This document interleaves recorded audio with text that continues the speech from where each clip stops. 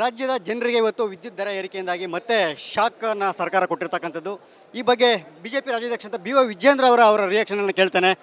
Sir, ಇವತ್ತು ರಾಜ್ಯದ ಜನರಿಗೆ ನಿಜಕ್ಕೂ ಕೂಡ ಇವತ್ತು ಶಾಕ್ ಇವತ್ತು ಸರ್ಕಾರ ಕೊಟ್ಟಿರ್ತಕ್ಕಂಥದ್ದು. ಈ ಬಗ್ಗೆ ತಮ್ಮ ರಿಯಾಕ್ಷನ್? ರಾಜ್ಯದಲ್ಲಿ ಜನವಿರೋಧಿ ಸರ್ಕಾರ, ಒಂದು ಅಯೋಗ್ಯ ಸರ್ಕಾರ ಇದು. ಯಾಕೆ ಅಂತ ಹೇಳಿದ್ರೆ ಸಾಕಷ್ಟು ಭರವಸೆಗಳನ್ನು ಮೂಡಿಸಿ ರಾಜ್ಯದ ಜನರಲ್ಲಿ ಇವತ್ತು ಸರ್ಕಾರ ಅಧಿಕಾರಕ್ಕೆ ಬಂದಿತ್ತು. ಕಾಂಗ್ರೆಸ್ ಸರ್ಕಾರ ಒಂದು ಕೈಯಲ್ಲಿ ಕೊಡ್ತಕ್ಕಂಥದ್ದು, ಮತ್ತೊಂದು ಕೈಯಲ್ಲಿ ಕಿತ್ಕೊಳ್ತಕ್ಕಂಥ ಯೋಜನೆ ಕಾಂಗ್ರೆಸ್ ಸರ್ಕಾರದ್ದು ಬಿಟ್ಟರೆ ಜನರ ಕಿವಿಗೆ ಹೂ ಮುಡಿಸ್ತಕ್ಕಂಥ ಕೆಲಸ ಇವತ್ತು ಮಾಡ್ತಾ ಇದ್ದಾರೆ. ನೋಡಿ, ಇವತ್ತು ಪ್ರತಿ ಯೂನಿಟ್ಗೆ 36 ಪೈಸೆ ಏನು ಜಾಸ್ತಿ ಮಾಡಿದ್ದಾರೆ. ಬಹಳ ದೊಡ್ಡ ಹೊರೆ ಇವತ್ತು ಜನಸಾಮಾನ್ಯರ ಮೇಲೆ ಆಗ್ತದೆ, ಬಹಳ ದೊಡ್ಡ ಹೊರೆ ಆಗ್ತದೆ.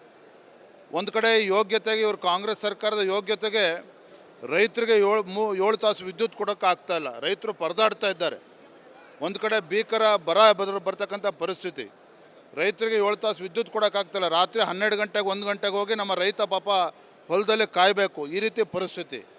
ಮತ್ತೊಂದು ಕಡೆ ಈ ರೀತಿ ಒಂದು ಯೂನಿಟಿಗೆ 36 ಪೈಸೆ ಅಂತ ಹೇಳಿದ್ರೆ ಈ ರಾಜ್ಯ ಸರ್ಕಾರಕ್ಕೆ ಕಣ್ಣಿದ್ದು ಕೂಡ ಕುರುಡನಂತೆ, ಕಿವಿದ್ದು ಕೂಡ ಕಿವುಡನಂತೆ ವರ್ತನೆಯನ್ನು ಮಾಡ್ತಾ ಇದ್ದಾರೆ. ಇವತ್ತು ಜನರಿಗೆ ನಿಜವಾಗ್ಲೂ ಕೂಡ ಒಂದು ಶಾಪವಾಗಿ ಪರಿಣಮಿಸಿದೆ. ಇವತ್ತು ಬೇಸಿಗೆ ಕೂಡ ಹತ್ರ ಆಯಿತು, ಬೇಸಿಗೆ ಶುರುವಾಗಿದೆ. ಈಗಾಗಲೇ ನೀರು ಮತ್ತು ಜಾನುವಾರುಗಳಿಗೆ ಮೇವು ಎಲ್ಲ ರೀತಿಯ ಸಮಸ್ಯೆಗಳು ಆಗ್ತದೆ. ವಿರೋಧ ಪಕ್ಷವಾಗಿ ತಾವು ಸರ್ಕಾರಕ್ಕೆ ಏನು ಆಗ್ರಹ ಮಾಡ್ತೀರಿ?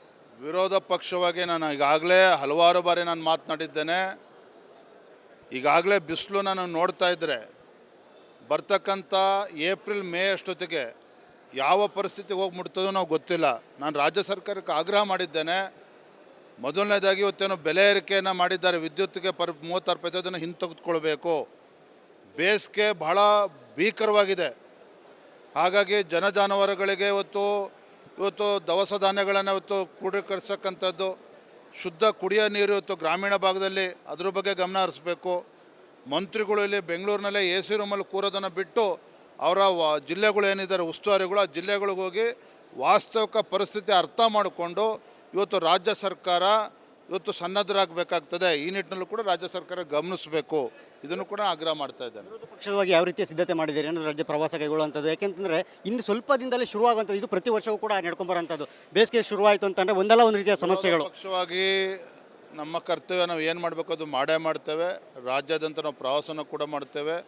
ಅಲ್ಲಿರ್ತಕ್ಕಂಥ ಪರಿಸ್ಥಿತಿ ಅರ್ಥ ಮಾಡಿಕೊಂಡು ಈ ಬಂಡ ಸರ್ಕಾರಕ್ಕೆ ಕಿವಿಡ್ತಕ್ಕಂಥ ಕೆಲಸವನ್ನು ಕೂಡ ನಾವು ಮಾಡ್ತೇವೆ. ಬೆಲೆ ಏರಿಕೆ ವಿಚಾರವಾಗಿ ಅಧಿವೇಶನದ ಒಳಗೆ ಮತ್ತು ಹೊರಗೆ ಪಕ್ಷದ ನಡೆಯನ್ನು ಮಾತಾಡ್ತೇವೆ. ಸದನದಲ್ಲಿ ಇವತ್ತು ಪ್ರಶ್ನೆ ಮಾಡ್ತೇವೆ, ಜನರ ಮುಂದೆನೂ ಕೂಡ ಪ್ರಶ್ನೆ ಮಾಡ್ತೇವೆ. ಯಾಕೆಂದ್ರೆ ಒಂದು ನೀವು ಅರ್ಥ ಮಾಡ್ಕೊಳ್ಳಿ, ನಮಗೆ ಇವತ್ತು 136 ಶಾಸಕರು ಜನ ಗೆಲ್ಲಿಸ್ಕೊಟ್ಟಿದ್ದಾರೆ ಕಾಂಗ್ರೆಸ್ಸಿಗೆ. ಉಪಚುನಾವಣೆಯಲ್ಲಿ 3 ಸ್ಥಾನಗಳನ್ನು ಕೂಡ ಗೆದ್ದುಬಿಟ್ಟಿದ್ದೇವೆ. ನಮ್ಮ ಗ್ಯಾರಂಟಿಗಳಿಂದ ನಾಡಿನ ಜನ ಭಾಳ ಸಂತೃಪ್ತರಾಗಿದ್ದಾರೆ. ಈ ಭ್ರಮೆನಲ್ಲಿ ಕಾಂಗ್ರೆಸ್ ಸರ್ಕಾರ, ಸಿದ್ದರಾಮಯ್ಯ ಇವರ ಮಂತ್ರಿಮಂಡಲ ಇದೆ.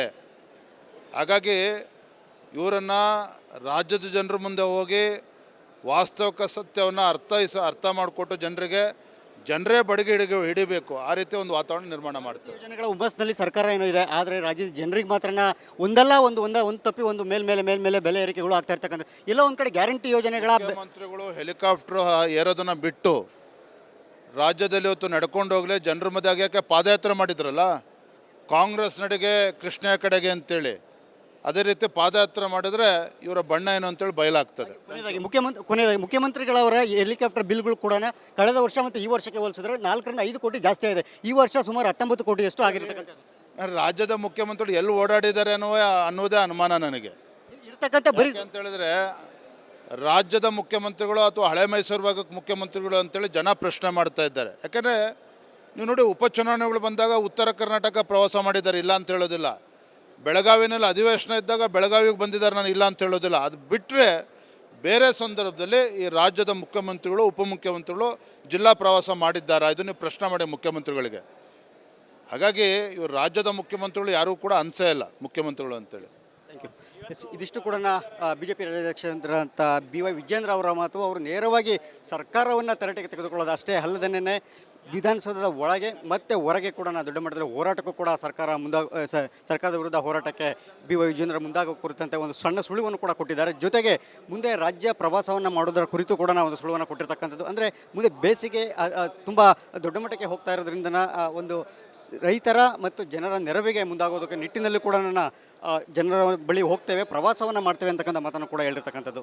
ನೋಡೋಣ ಮುಂದಿನ ದಿನಗಳಲ್ಲಿ ವಿರೋಧ ಪಕ್ಷವಾಗಿ ಸರ್ಕಾರದ ವಿರುದ್ಧ ಹೋರಾಟದ ನಡೆ ಯಾವ ರೀತಿ ಇರುತ್ತೆ ಅನ್ನೋದನ್ನು. ಕ್ಯಾಮ್ರಾ ಪರ್ಸನ್ ಮಂಜುನಾಥ್ ಜೊತೆ ಸುರೇಶ್, ರಿಪಬ್ಲಿಕ್ ಕನ್ನಡ, ಬೆಂಗಳೂರು. ರಾಜ್ಯದ ಜನರಿಗೆ ಇವತ್ತು ವಿದ್ಯುತ್ ದರ ಏರಿಕೆಯಿಂದಾಗಿ ಮತ್ತೆ ಶಾಕನ್ನು ಸರ್ಕಾರ ಕೊಟ್ಟಿರ್ತಕ್ಕಂಥದ್ದು. ಈ ಬಗ್ಗೆ ಬಿಜೆಪಿ ರಾಜ್ಯಾಧ್ಯಕ್ಷ ಅಂತ BY ವಿಜೇಂದ್ರ ಅವರ ರಿಯಾಕ್ಷನನ್ನು ಕೇಳ್ತೇನೆ. ಸರ್, ಇವತ್ತು ರಾಜ್ಯದ ಜನರಿಗೆ ನಿಜಕ್ಕೂ ಕೂಡ ಇವತ್ತು ಶಾಕ್ ಇವತ್ತು ಸರ್ಕಾರ ಕೊಟ್ಟಿರ್ತಕ್ಕಂಥದ್ದು. ಈ ಬಗ್ಗೆ ತಮ್ಮ ರಿಯಾಕ್ಷನ್. ರಾಜ್ಯದಲ್ಲಿ ಜನವಿರೋಧಿ ಸರ್ಕಾರ, ಒಂದು ಅಯೋಗ್ಯ ಸರ್ಕಾರ ಇದು. ಯಾಕೆ ಅಂತ ಹೇಳಿದ್ರೆ ಸಾಕಷ್ಟು ಭರವಸೆಗಳನ್ನು ಮೂಡಿಸಿ ರಾಜ್ಯದ ಜನರಲ್ಲಿ ಇವತ್ತು ಸರ್ಕಾರ ಅಧಿಕಾರಕ್ಕೆ ಬಂದಿತ್ತು. ಕಾಂಗ್ರೆಸ್ ಸರ್ಕಾರ ಒಂದು ಕೈಯಲ್ಲಿ ಕೊಡ್ತಕ್ಕಂಥದ್ದು, ಮತ್ತೊಂದು ಕೈಯಲ್ಲಿ ಕಿತ್ಕೊಳ್ತಕ್ಕಂಥ ಯೋಜನೆ ಕಾಂಗ್ರೆಸ್ ಸರ್ಕಾರದ್ದು ಬಿಟ್ಟರೆ ಜನರ ಕಿವಿಗೆ ಹೂ ಮುಡಿಸ್ತಕ್ಕಂಥ ಕೆಲಸ ಇವತ್ತು ಮಾಡ್ತಾ ಇದ್ದಾರೆ. ನೋಡಿ, ಇವತ್ತು ಪ್ರತಿ ಯೂನಿಟ್ಗೆ 36 ಪೈಸೆ ಏನು ಜಾಸ್ತಿ ಮಾಡಿದ್ದಾರೆ. ಬಹಳ ದೊಡ್ಡ ಹೊರೆ ಇವತ್ತು ಜನಸಾಮಾನ್ಯರ ಮೇಲೆ ಆಗ್ತದೆ, ಬಹಳ ದೊಡ್ಡ ಹೊರೆ ಆಗ್ತದೆ. ಒಂದು ಕಡೆ ಯೋಗ್ಯತೆಗೆ, ಇವರು ಕಾಂಗ್ರೆಸ್ ಸರ್ಕಾರದ ಯೋಗ್ಯತೆಗೆ ರೈತರಿಗೆ 7 ತಾಸು ವಿದ್ಯುತ್ ಕೊಡೋಕ್ಕೆ ಆಗ್ತಾಯಿಲ್ಲ. ರೈತರು ಪರದಾಡ್ತಾ ಇದ್ದಾರೆ. ಒಂದು ಕಡೆ ಭೀಕರ ಬರ್ತಕ್ಕಂಥ ಪರಿಸ್ಥಿತಿ. ರೈತರಿಗೆ 7 ತಾಸು ವಿದ್ಯುತ್ ಕೊಡೋಕ್ಕಾಗ್ತಾಯಿಲ್ಲ. ರಾತ್ರಿ 12 ಗಂಟೆಗೆ 1 ಗಂಟೆಗೆ ಹೋಗಿ ನಮ್ಮ ರೈತ ಪಾಪ ಹೊಲದಲ್ಲಿ ಕಾಯಬೇಕು, ಈ ರೀತಿ ಪರಿಸ್ಥಿತಿ. ಮತ್ತೊಂದು ಕಡೆ ಈ ರೀತಿ ಒಂದು ಯೂನಿಟಿಗೆ 36 ಪೈಸೆ ಅಂತ ಹೇಳಿದ್ರೆ ಈ ರಾಜ್ಯ ಸರ್ಕಾರಕ್ಕೆ ಕಣ್ಣಿದ್ದು ಕೂಡ ಕುರುಡನಂತೆ, ಕಿವಿಯಿದ್ದು ಕೂಡ ಕಿವುಡನಂತೆ ವರ್ತನೆಯನ್ನು ಮಾಡ್ತಾ ಇದ್ದಾರೆ. ಇವತ್ತು ಜನರಿಗೆ ನಿಜವಾಗ್ಲೂ ಕೂಡ ಒಂದು ಶಾಪವಾಗಿ ಪರಿಣಮಿಸಿದೆ. ಇವತ್ತು ಬೇಸಿಗೆ ಕೂಡ ಹತ್ರ ಆಯಿತು, ಬೇಸಿಗೆ ಶುರುವಾಗಿದೆ ಈಗಾಗಲೇ. ನೀರು ಮತ್ತು ಜಾನುವಾರುಗಳಿಗೆ ಮೇವು ಎಲ್ಲ ರೀತಿಯ ಸಮಸ್ಯೆಗಳು ಆಗ್ತದೆ. ವಿರೋಧ ಪಕ್ಷವಾಗಿ ತಾವು ಸರ್ಕಾರಕ್ಕೆ ಏನು ಆಗ್ರಹ ಮಾಡ್ತೀರಿ? ವಿರೋಧ ಪಕ್ಷವಾಗಿ ನಾನು ಈಗಾಗಲೇ ಹಲವಾರು ಬಾರಿ ನಾನು ಮಾತನಾಡಿದ್ದೇನೆ. ಈಗಾಗಲೇ ಬಿಸಿಲು ನಾನು ನೋಡ್ತಾ ಇದ್ದರೆ ಬರ್ತಕ್ಕಂಥ ಏಪ್ರಿಲ್ ಮೇ ಅಷ್ಟೊತ್ತಿಗೆ ಯಾವ ಪರಿಸ್ಥಿತಿಗೆ ಹೋಗಿ ಮುಟ್ತದೋ ನಾವು ಗೊತ್ತಿಲ್ಲ. ನಾನು ರಾಜ್ಯ ಸರ್ಕಾರಕ್ಕೆ ಆಗ್ರಹ ಮಾಡಿದ್ದೇನೆ. ಮೊದಲನೇದಾಗಿ ಇವತ್ತೇನು ಬೆಲೆ ಏರಿಕೆಯನ್ನು ಮಾಡಿದ್ದಾರೆ ವಿದ್ಯುತ್ಗೆ 36 ಪೈಸೆ, ಅದನ್ನು ಹಿಂತೆಗೆದುಕೊಳ್ಬೇಕು. ಬೇಸಿಗೆ ಬಹಳ ಭೀಕರವಾಗಿದೆ. ಹಾಗಾಗಿ ಜಾನುವಾರುಗಳಿಗೆ ಇವತ್ತು ದವಸ ಧಾನ್ಯಗಳನ್ನು ಇವತ್ತು ಕ್ರೋಢೀಕರಿಸಕ್ಕಂಥದ್ದು, ಶುದ್ಧ ಕುಡಿಯೋ ನೀರು ಇವತ್ತು ಗ್ರಾಮೀಣ ಭಾಗದಲ್ಲಿ ಅದ್ರ ಬಗ್ಗೆ ಗಮನ ಹರಿಸ್ಬೇಕು. ಮಂತ್ರಿಗಳು ಇಲ್ಲಿ ಬೆಂಗಳೂರಿನಲ್ಲೇ AC ರೂಮಲ್ಲಿ ಕೂರೋದನ್ನು ಬಿಟ್ಟು ಅವರ ಜಿಲ್ಲೆಗಳು ಏನಿದ್ದಾರೆ ಉಸ್ತುವಾರಿಗಳು, ಆ ಜಿಲ್ಲೆಗಳಿಗೆ ಹೋಗಿ ವಾಸ್ತವಿಕ ಪರಿಸ್ಥಿತಿ ಅರ್ಥ ಮಾಡಿಕೊಂಡು ಇವತ್ತು ರಾಜ್ಯ ಸರ್ಕಾರ ಇವತ್ತು ಸನ್ನದ್ಧರಾಗಬೇಕಾಗ್ತದೆ. ಈ ನಿಟ್ಟಿನಲ್ಲೂ ಕೂಡ ರಾಜ್ಯ ಸರ್ಕಾರ ಗಮನಿಸಬೇಕು.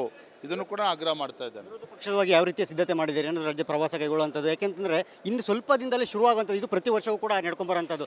ಬೇಸಿಗೆ ಶುರುವಾಯಿತು ಅಂತಂದರೆ ಒಂದಲ್ಲ ಒಂದು ರೀತಿಯ ಸಮಸ್ಯೆಗಳು. ಪಕ್ಷವಾಗಿ ನಮ್ಮ ಕರ್ತವ್ಯ ನಾವು ಏನು ಮಾಡಬೇಕು ಅದು ಮಾಡೇ ಮಾಡ್ತೇವೆ. ರಾಜ್ಯಾದ್ಯಂತ ನಾವು ಪ್ರವಾಸನ ಕೂಡ ಮಾಡ್ತೇವೆ.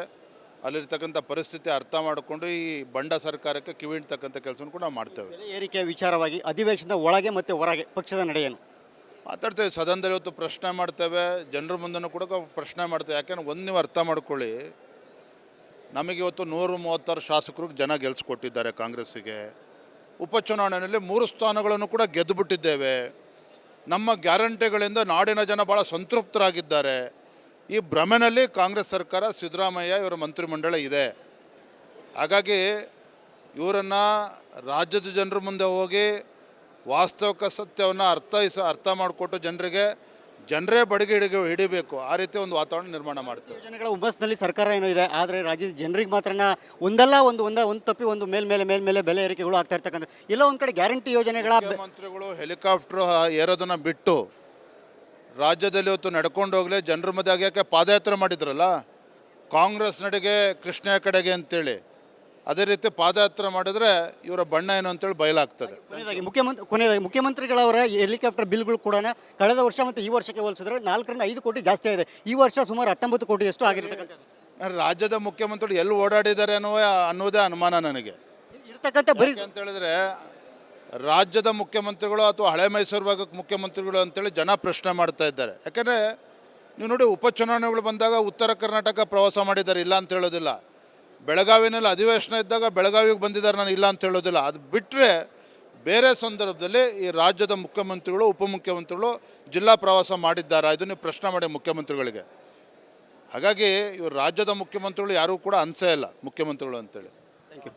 ಇದಿಷ್ಟು ಕೂಡ ಬಿಜೆಪಿ ರಾಜ್ಯಾಧ್ಯಕ್ಷರಂತ BY ವಿಜೇಂದ್ರ ಅವರ ಮಾತು. ಅವರು ನೇರವಾಗಿ ಸರ್ಕಾರವನ್ನು ತರಾಟೆಗೆ ತೆಗೆದುಕೊಳ್ಳೋದು ಅಷ್ಟೇ ಅಲ್ಲದೇನೆ ವಿಧಾನಸೌಧದ ಒಳಗೆ ಮತ್ತು ಹೊರಗೆ ಕೂಡ ದೊಡ್ಡ ಮಟ್ಟದಲ್ಲಿ ಹೋರಾಟಕ್ಕೂ ಕೂಡ ಸರ್ಕಾರದ ವಿರುದ್ಧ ಹೋರಾಟಕ್ಕೆ BY ವಿಜೇಂದ್ರ ಮುಂದಾಗೋ ಕುರಿತಂತೆ ಒಂದು ಸಣ್ಣ ಸುಳಿವನ್ನು ಕೂಡ ಕೊಟ್ಟಿದ್ದಾರೆ. ಜೊತೆಗೆ ಮುಂದೆ ರಾಜ್ಯ ಪ್ರವಾಸವನ್ನು ಮಾಡೋದರ ಕುರಿತು ಕೂಡ ಒಂದು ಸುಳಿವನ್ನು ಕೊಟ್ಟಿರ್ತಕ್ಕಂಥದ್ದು. ಅಂದರೆ ಮುಂದೆ ಬೇಸಿಗೆ ತುಂಬ ದೊಡ್ಡ ಮಟ್ಟಕ್ಕೆ ಹೋಗ್ತಾ ಇರೋದ್ರಿಂದ ಒಂದು ರೈತರ ಮತ್ತು ಜನರ ನೆರವಿಗೆ ಮುಂದಾಗೋದಕ್ಕೆ ನಿಟ್ಟಿನಲ್ಲಿ ಕೂಡ ಜನರ ಬಳಿ ಹೋಗ್ತೇವೆ, ಪ್ರವಾಸವನ್ನು ಮಾಡ್ತೇವೆ ಅಂತಕ್ಕಂಥ ಮಾತನ್ನು ಕೂಡ ಹೇಳಿರ್ತಕ್ಕಂಥದ್ದು.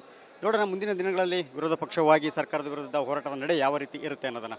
ಕ್ಯಾಮ್ರಾ ಪರ್ಸನ್ ಮಂಜುನಾಥ್ ಜೊತೆ ಸುರೇಶ್, ರಿಪಬ್ಲಿಕ್ ಕನ್ನಡ, ಬೆಂಗಳೂರು.